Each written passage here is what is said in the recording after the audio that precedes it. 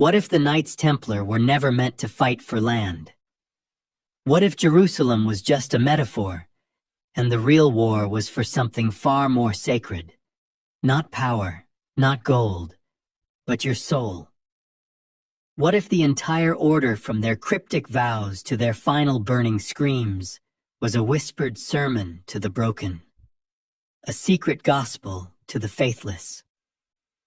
And what if that message, buried for centuries, was meant for you? So rest now. Set the weight of the world down beside you. Let the night wrap softly around your shoulders.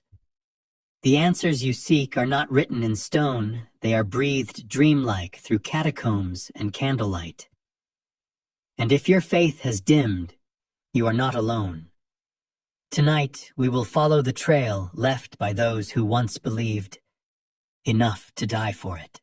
You've heard the stories before of knights in white mantles, red crosses stitched to their chests, riding into battle with swords drawn and heaven in their eyes. You've seen the paintings, the statues, the crumbling ruins that once bore their seal. But beneath the armor, behind the legends, something else burned, a hunger, not for war, but for transcendence. The poor fellow soldiers of Christ and of the Temple of Solomon, the name itself feels like a riddle. Not quite monk, not quite warrior, they were forged in the holy fires of the Crusades. And yet the more you read, the stranger the story becomes. Their origins are unclear, their rituals shrouded in silence, their downfall catastrophic. And through it all, one thread weaves quietly, urgently, as if the true mission of the Templars was never conquest, but conversion. Not of pagans, but of those who had already lost their way. Could it be that the Templars never meant to build an empire, but a spiritual ark for those drowning in doubt? If so, their story isn't finished. It's only been waiting, for those who need it most. Before we venture further into the shadows, take a moment to subscribe, so you never miss a secret that history has tried to forget.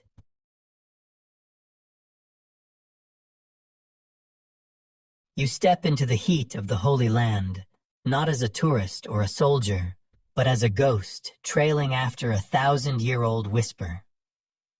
The year is 1119. The First Crusade has ended. Jerusalem has been reclaimed in the name of Christendom, but the roads that lead pilgrims to the sacred sites remain perilous.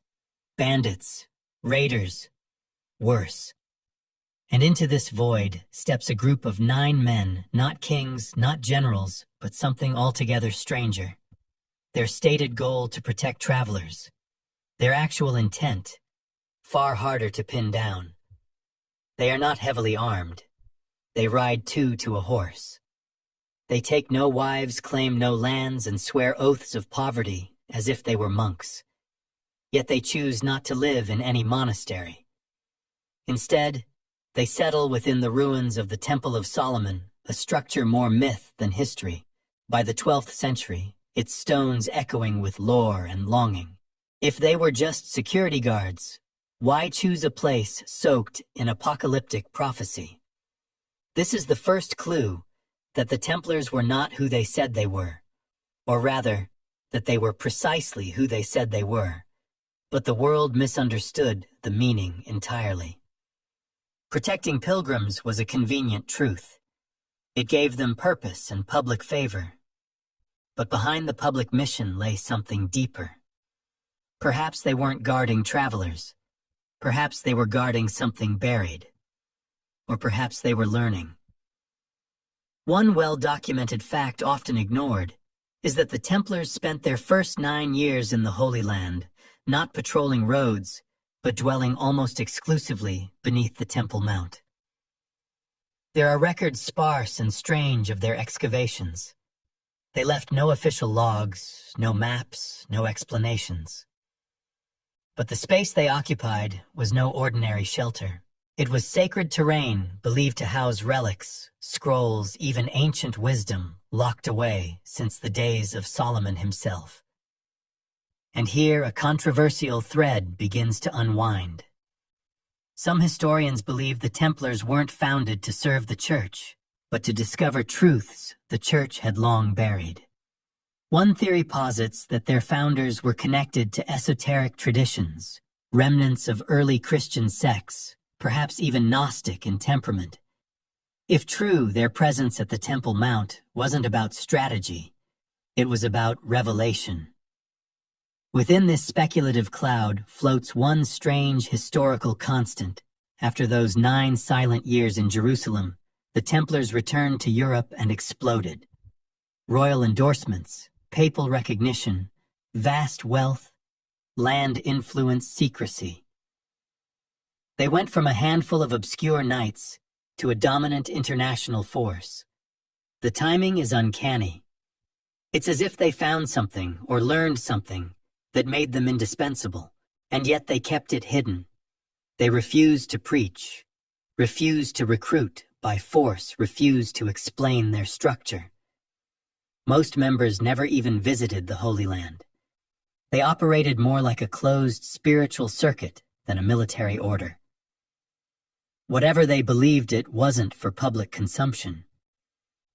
Modern scholars have combed through what little documentation survives, including the Latin rule penned with the help of Bernard of Clairvaux.